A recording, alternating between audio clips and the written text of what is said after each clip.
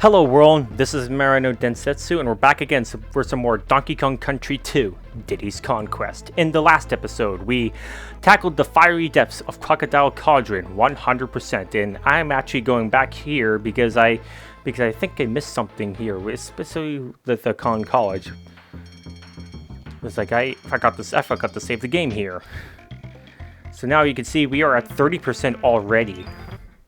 And we're not even done the first hour of the game, not even an hour in. And that's nice. And now I have to, it's like just gonna be visiting these places just to make sure I actually visit them, because again, you need to do this to actually fully complete the game for some reason.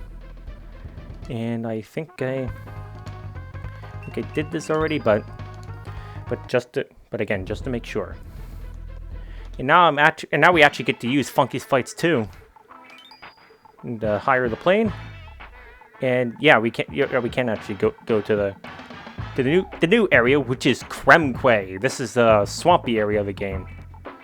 And our first level up is Barrel Bayou. And what is this level again? Oh yeah, it's like we got this section here with the barrel. Obviously, I messed up the. Oh yeah, this is the level where the proper introduction to these rotating barrels. And we got our friend Diddy is in here. I'm actually gonna switch to him.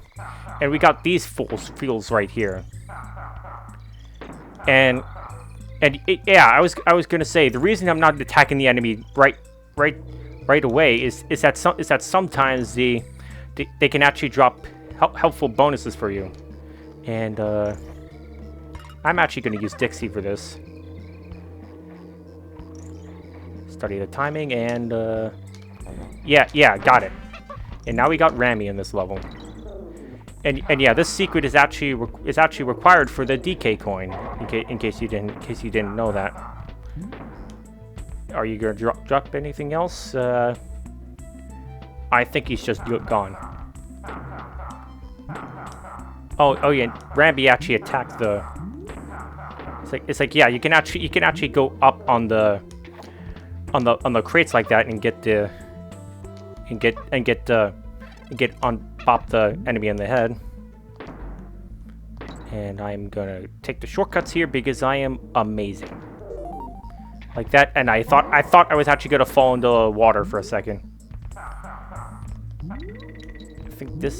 I thought I'm pretty sure there is a cackle here. I believe that. Is that the enemy's name? I don't think it is. I think that's another enemy. Oh, I believe this is a section where we need to. Or actually, wait a minute. Okay, so we take Rambi for the DK coin, and yeah, this is a secret I was thinking about. And yeah, we dodged the enemy. We dodged the barrels this enemy is throwing at us, and if I can keep up with them. Yeah, he throws a treasure chest at us, and we can bump him in the head like this, and yeah, it's just skipping a hop to the section here. Destroy them all is the name of this bonus round, and yeah, this is another example of using the cannonball, and that's our 10th, not our 10th, but that we're up to 10 DK Krem coins again. Yeah, some tricky platforming here. No, not really.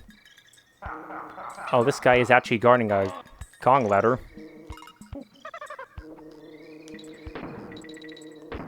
More holding right like this. And what is up ahead? These guys again. And we can actually use them to clear paths for us. Wow, that was really close. And I don't think you actually had anything. I don't think you had anything anyway. But yeah, we could have jumped on the barrels to. We could have jumped on the barrels to reach that bunch of bananas, but the team throw is just easier, more convenient. Oh, and we got another bonus barrel here. That was actually set up to demonstrate that, but again, it kind of cheats it right there.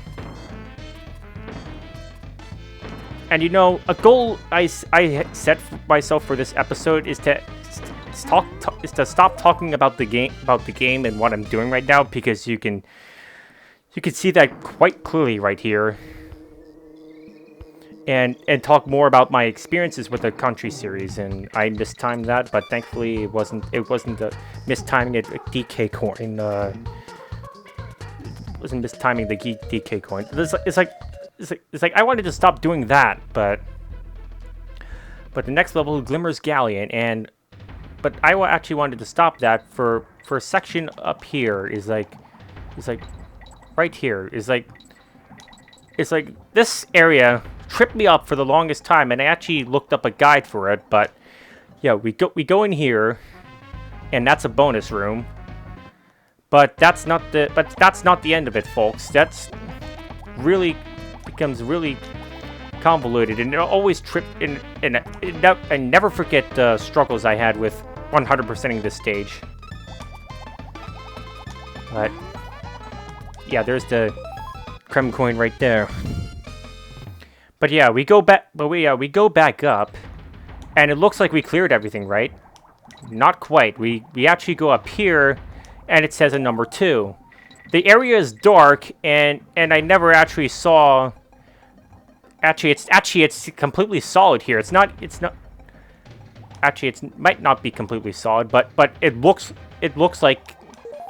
Actually, now that I think about it, it actually is completely solid. So it's like I never thought to check this area because it's like you never think they'd hid bonus areas within bonus areas, even though they actually did that, and I did not want to go through there again. As I was saying earlier, it's like here, yeah, here's number 3. Is like even though they did that in the first DKC game rather, and this is number 4 with our DK coin. It's like trying to find a DK coin is like I spent so long on the level on my own. It's like it's not until I look up a guide it's like I found out, wait a minute, there's actually an extra area within that area of the bonus room, and I never noticed it because the room is pitch black here, and yeah, it's like this is the titular glimmer of Glimmer's Galleon, before playing this version of the game, I had the original cartridge, just like DKC 1, and in the original cartridges of both DKC 1 and 2, it's like when Glimmer flashes his lights at you in the face in a short time he takes to turn, the screen would go completely white, and it hurt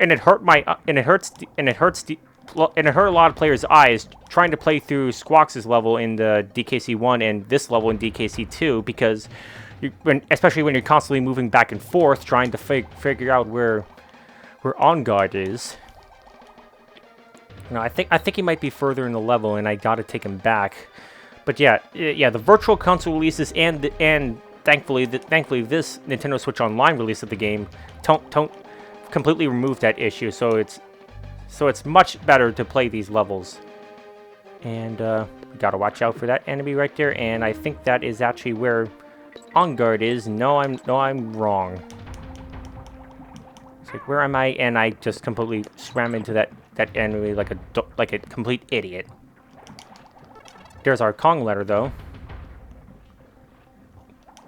It's like I can't find On Guard anywhere. Okay, so I actually looked up the Glimmer's Galleon on the Super Mario Wiki just to remind myself of the level layout, and it turns out On Guard isn't even in this stage, so I did not want to get hit there like an idiot again, but I don't really understand what or maybe it was actually just a secret, or maybe it was just a troll.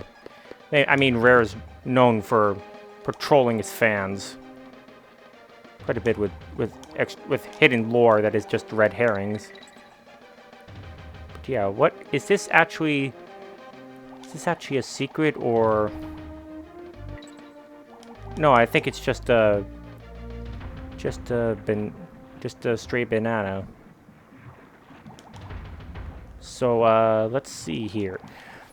I wanted to mention earlier that I wanted to talk more about myself and my experiences with the game instead of just the gameplay, as you can see pretty clearly for yourself, and you don't need the explanation. So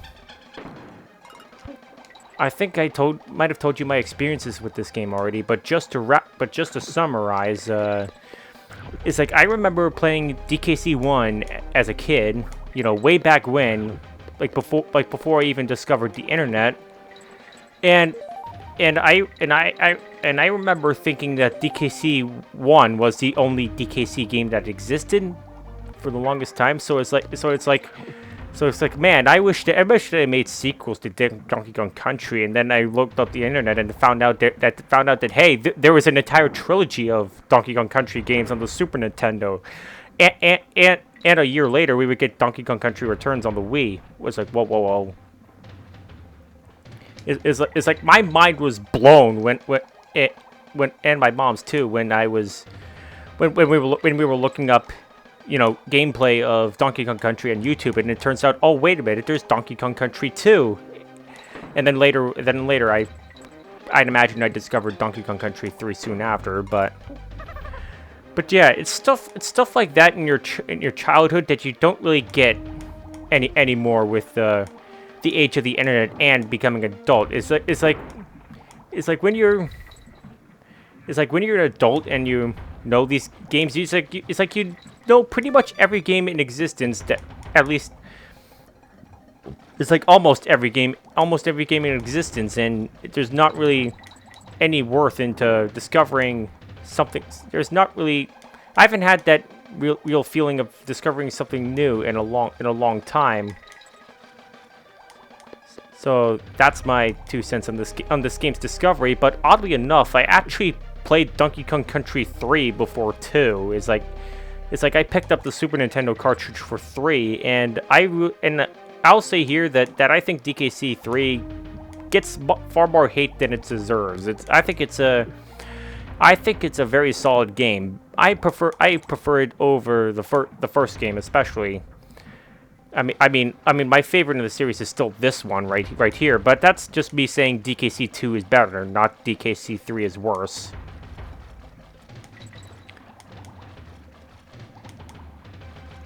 See, we got these enemies right here to. Come on, brain. Think of something to say here before I get hit, but which clearly that plan clearly failed. It's like,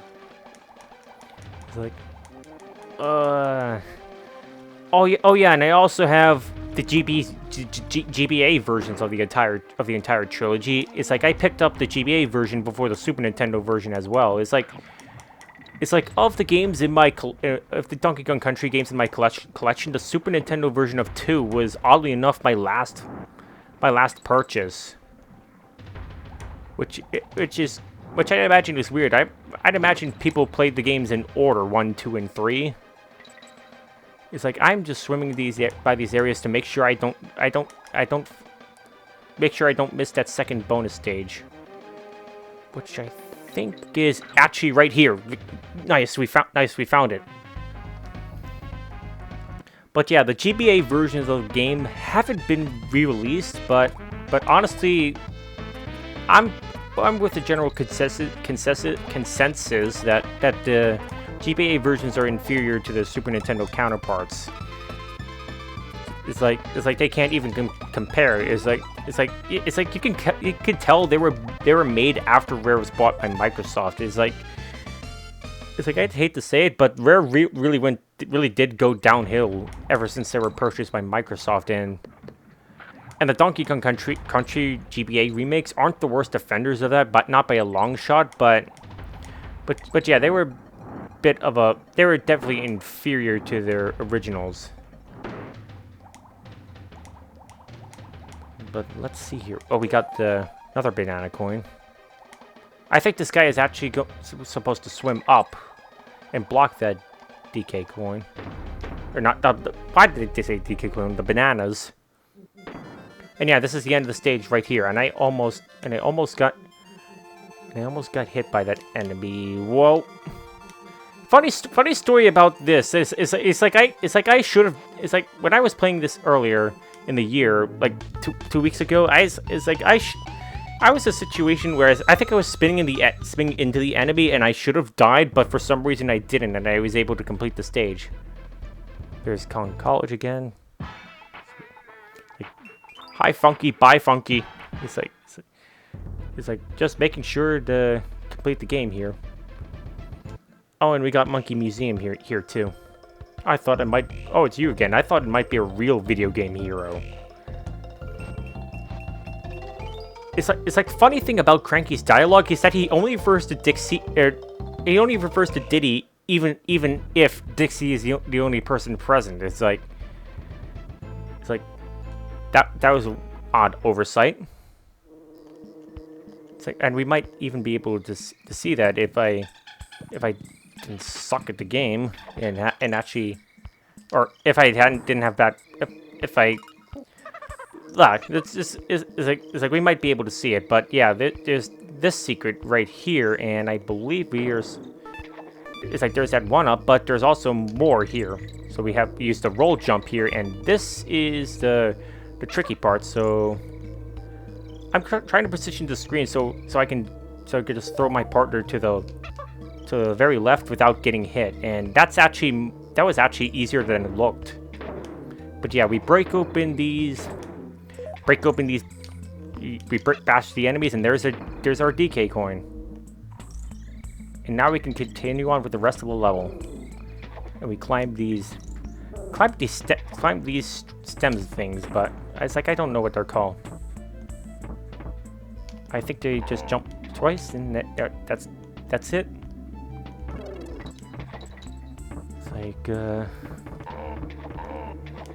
It's like you know, on the subject of discovering the sequels to this game on the internet, it's like people commented that it was unusual for a kid in the 2000s, born in the 2000s, that I was actually into the stuff before I was born. Part of that was because I had a Super Nintendo. We actually had a Super Nintendo with the aforementioned Donkey Kong Country 1, and I also had Sonic Mega Collection Plus, or not Plus, the original one on the GameCube, so I got to experience the classic Sonic games. So it's classic Nintendo and classic Sega in one convenient package. And I think I was gonna say I think I was supposed to have Squitter here, but no, I can reach the barrel right here, and here he is right in the flesh, or would that be in the exoskeleton, or whatever arachnids have. No big deal. We got we killed the stage, and there's the stuff right here, and we got a free 1-up balloon for that, and we got the Croc kids operating on the timer here. It's like oh, got it.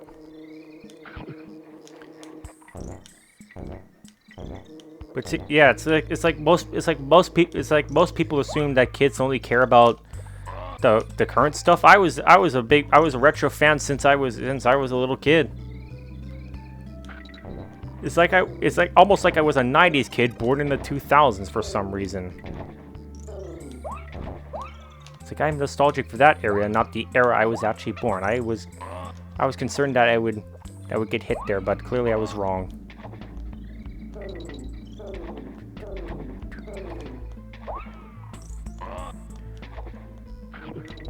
It's like not, and my brain still hasn't thought of anything clever to say.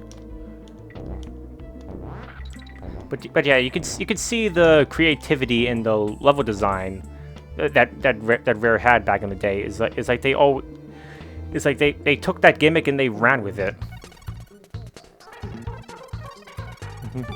The design philosophy behind the entire game, the entire trilogy even. And yeah, we're on to Rattle Battles. Rattle Battles are a really nice, really memorable stage. So, and we'll get to see Right in a second. Well, but first off, we actually have this bonus area here that we have to get. But yeah, this. I mean, you can hear the name Rattle Battle, and that should clue you in on what this level is focused on. It's like I got the Krem Quay. We can afford another trip to the Lost World. Just jumping in here to grab these collectibles again, and we go in here and. But huzzah! There we are. There we are. Rattly the snake. This level is dedicated to him. It was like dedicated to him. It's a Rattly focused level, and you can see the enemies are all the spring enemies, and we've got the spring characters, so it fits. And we got and the music fits the situation pretty well. I mean, as you'd expect from the Donkey Kong Country soundtrack.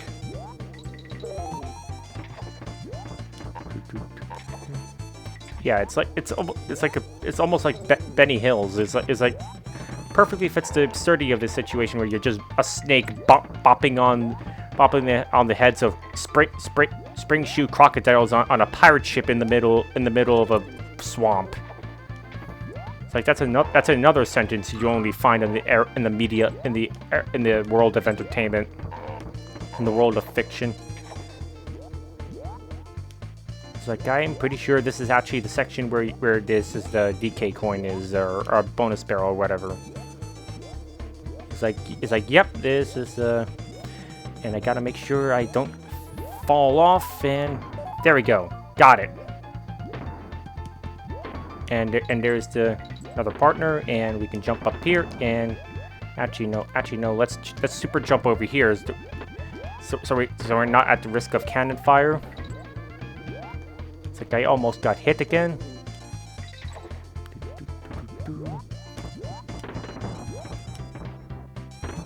Can I time this right? No, I can't. No, I can't, and I fall down. Okay, round 2. Let's see if I can actually time this correctly, and of course everything is easier on the second try. And there's this totally inconspicuous up arrow made out of bananas, which totally means that there isn't a bonus stage over there.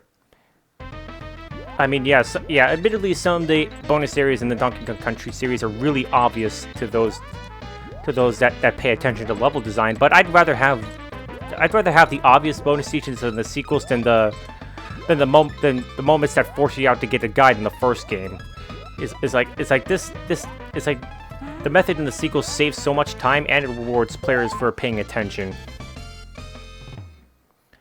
But still, it's kind of strange. It's like what normal person would see this and not think to explore, though. I think that's probably the point. It's like they're trying to hammer down the fact that there's so many bonus areas in this game, and you're going to need to clear them all if you want to see everything the game has to offer. We just jump, hoppity hop. It's like that. The hitboxes are, by the way, are very forgiving in the Donkey Kong Country series, and it's demonstrated right there. I thought I was going to get hit and fall down like a dope again, and here's the end of the stage. And this is a Dixie barrel, so I think it's it is at times. So yeah, we got the 1-up, and that's another stage clear. I'm pretty sure that it's 100%. We found everything. He's like, no, we didn't. Really? I think that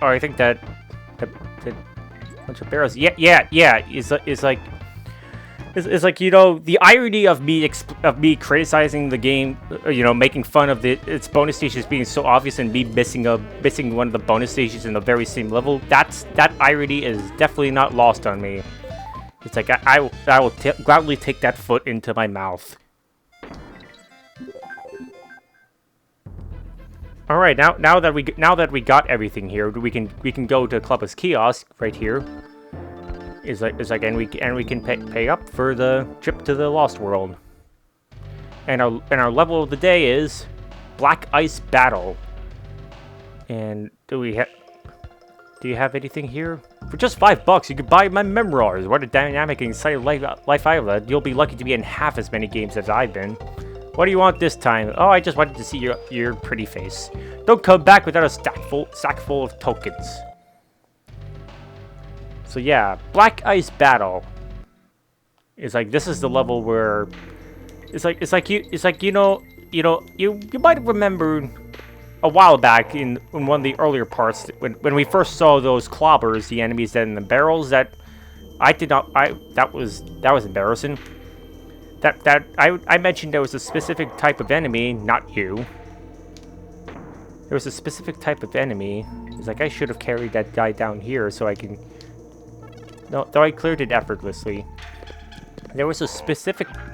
What the hell happened there? I hit my head and got hit. I guess that kind of worked. At least it hit something. But yeah, you might have remembered that there was a specific type of clobber I mentioned that was really nasty. That really nasty, and that specific enemy type is actually in this very level. And we just dodged the enemies here. And by the way, this is the first ice level that we've been here, kind of like the first game. And the enemy I'm talking about is right over here. It's like yeah, this one, yeah, that perfect demonstration here. This guy, whenever he bumps into you, he drains your lives.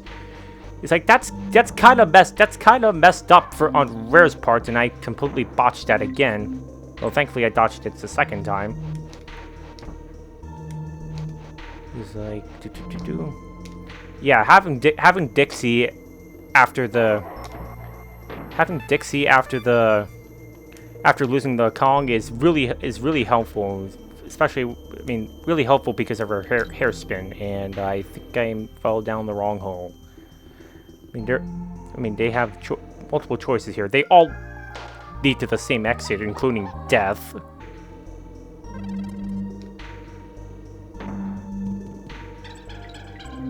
And we're back to where we died, I think. Actually, past the point where we died. And by the way, I will confess that in the times that several moments I've screened, I've actually been using the Switch's rewind feature. You know, holding the ZL and ZR buttons like this and just zipping back to a previous point. It's like this is wow that slowdown. It's like, I might actually consider doing that, on screen, every time I died, just so it'd be fast, just to save a lot of time. Okay, I won't do it like that. I'm not that petty, but originally I was just gonna take the deaths, play the game like it was intended, but there are times where dying is really a pain, especially off screen, and it's just. I thought I was gonna rewind there, but thankfully the cannonball fell down with me. Hallelujah. But yeah, I was considering doing that on screen just to save a bunch of time, because especially in terms of editing especially when editing the video, so I don't have to sit through the area and cut to the stuff where I'm doing the same stuff as before, and not making progress and not talking at all. But that might be. Is that too cheaty? Let me know what you think, and let me know what you think, and I'll use that to decide whether or not I should do it. We just gotta make sure to watch out for the. And we got this level design here. It's like here's an example of saving so much time, but again, it's kind of cheaty.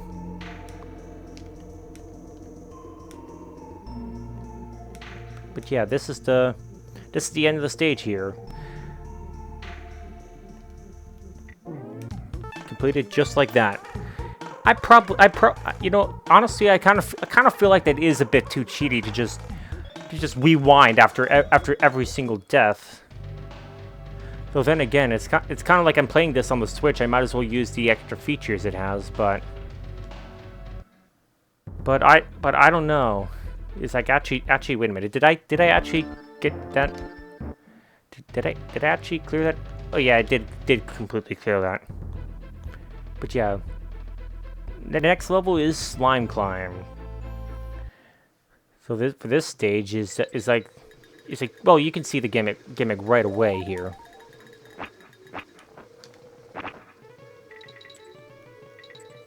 Is like you climb these ropes and the water rises with you.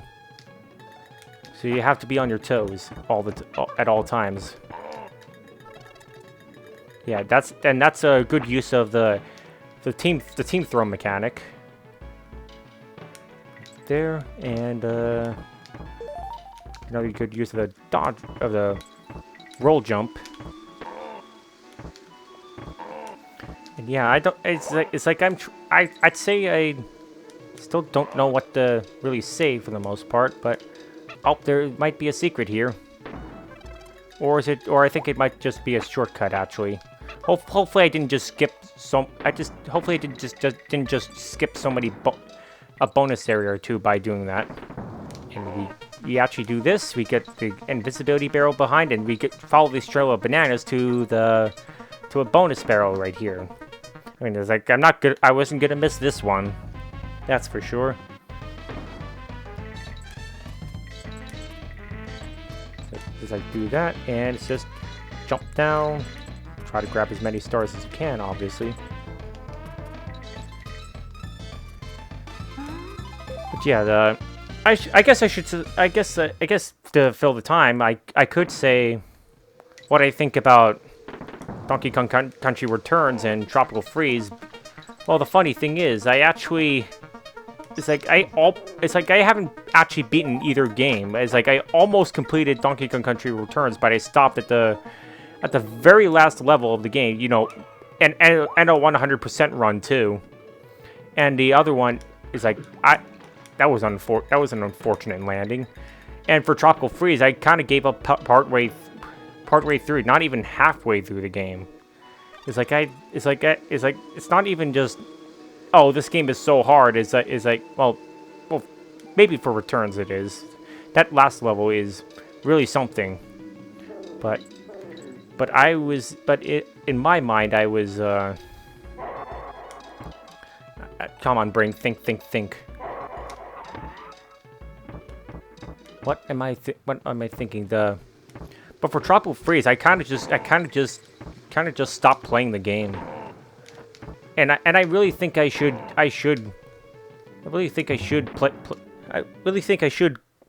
go back to the game and fully complete it someday.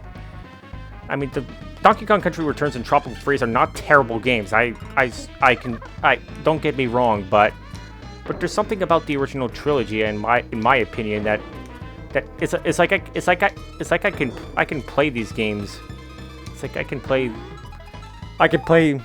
2 and 3 especially, not so much the first one, but I can casually play through both 2 and 3 102 and 105% and just have a really good time.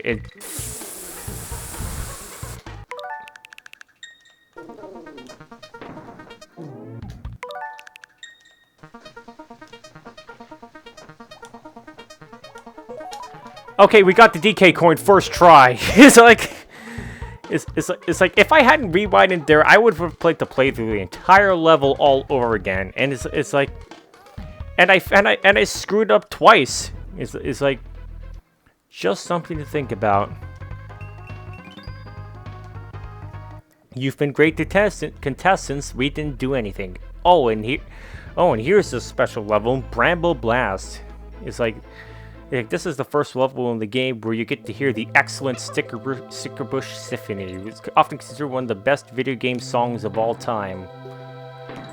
And the soothingness is really appropriate because these levels are often considered the hardest in the game. It's like It's like fun fact for you is that the composer David Wise actually composed the song actually intended the song as a spiritual successor to Aquatic Ambience from the water level from the water theme from the first game, but because DKC2 didn't have any dedicated water levels like under the sea and stuff like that, it just had the ship levels. It's like the song was almost scrapped, but then he decided to made a very wise idea to include the song in the Thorn stages, and I did not want to do that. I wanted to explore the level for the bonus stages, but oh well. Technically I can do this actually. Go back further. Just some more food for thought on the rewind thing, but it's like this is so much nicer than replaying the entire level again. Even if there turns out there wasn't anything there. It's like, is there something right there, or is there something up there? I think there might be something up here. But yeah, Sticker Bush Symphony is a really good song, and also I think those bananas are telling me that's where I should go, or maybe that's a secret area or whatever. But let's go down here. Is this a? Oh, this is the secret thing. Okay, that was nice to know. Yeah, it's like I kind of hate this level because there's no real backtracking anywhere. It's like the funny thing is that people hate this level for the timing of the barrels. I mean, I think I'd assume anyway, but I actually hate it because there's no room to backtrack whenever you whenever you leave an area, so you can end up missing a bonus barrel or even a DK coin or whatever have you. In fact, I think that's actually that might be where we need to go, or it could be a bonus area. It's like I'm exploring here. I think that might be. Aha! It's like that's why I always. It's like leave no stone unturned, even in these barrel stages. Like this, but yeah, this is the maze. This is a maze of barrels here. Just gotta figure out which one is the right one, which it looks to be down here. It's like It's like I believe the DK and the Krem coin should be right there, and huzzah, there it is. Okay, and we go back up here, and now we can go to this area right here, knowing that we have cleared out the bonus room of that area.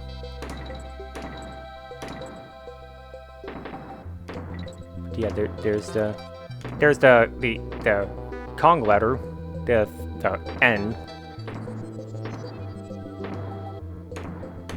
Got that one up. It's like I threaded the needle, not getting hit there. Just make sure this enemy is in our path. It's like, and I think you can actually just hit the button as soon as it turns to the right spot. It's like I did not want to get hit there, but I have a feeling that there is some secret over here, but there isn't. It's like, no, I don't want to load suspend point. I just wanted to load I just wanted to rewind. There we go. Finally got those words out. So again, there's nothing here, so we can just go back here. And yeah, this is basically the whole level. It's just barrels. Blast barrels. Tons and tons of blast barrels everywhere.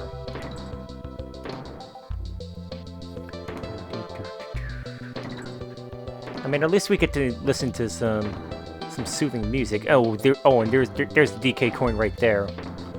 So it's probably somewhere around here. I believe that might be. No, that's not it. Thank goodness there isn't. Thank goodness the DKC games don't have time limits, or else it would be really annoying to have the. It would be really annoying to have to wait for so long to. What am I saying? It'd be really annoying to have the constant pressure of running out of time when you're trying to scour the level for every possible secret. It's like I did not want to go there. I wanted to go here. And here. And here.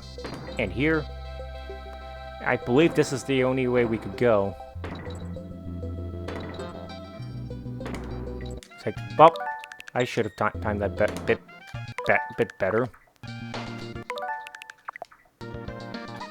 It's like, oh, I'm pressing B, and that's causing the, and that's canceling out the rewind effect, and oh yeah, and sometimes there are invisible DK barrels, so you can get your partner here. It's oftentimes when the secret thing requires and here's Squawks. It's oftentimes there for when the test your strength at the end of the level minigame requires the team up move. And by the way, if you're having trouble with the Squawk stages or the Bramble stages, you can actually touch the ground where you have Squawks and the Kongs on you, and you won't get hurt. It makes no sense, but it's there. But it's there in case people need it. And haha, here's the second bonus stage. Yeah, it's just demonstration of the technique here. It's like yeah, this is consider this a bit of a teaser, a bit of a appetizer or whatever for the next Bramble stage of the game. Or actually, all the Bramble areas of the game, I believe, actually have Squawks in them. It's like I'm just letting that go out, and because there isn't a one-up balloon in there. So yeah, that's just that. And we have the boss, and this time I'm actually gonna remember to go and save my game here. Technically, I don't have to do this because it's like technically this is pointless since I have the suspend points in the Switch version, but yeah, we get to see our progress. I actually didn't see my progress right there, but I'm pretty sure we made more than 30% of the game right now. So yeah, we go down here. I go back just to make sure we completed everything 100%, and yet we did. So yeah, we go here to Cudgel's Contest, and it honestly, I find this boss to be really annoying because, well, I'll explain later, but yeah, the animation gives you a demonstration here. Whenever he hits the ground, you get stunned, and this guy tends to jump a lot, and the problem I have with this boss is that the area he lands is oftentimes completely random.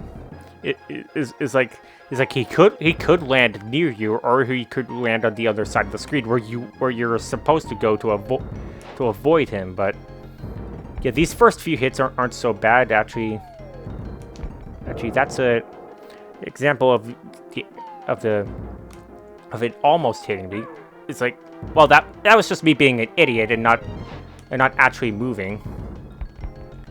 But yeah, here is that's what I was talking about right there. And you can't just stand under him with Dixie and get the TNT barrel to hit him that way because he's completely immune to that for some reason. Yeah. Actually, you know what? I think Dixie's been getting enough. Let's have Dixie or Diddy finish the world. You know, in case case they ever take that.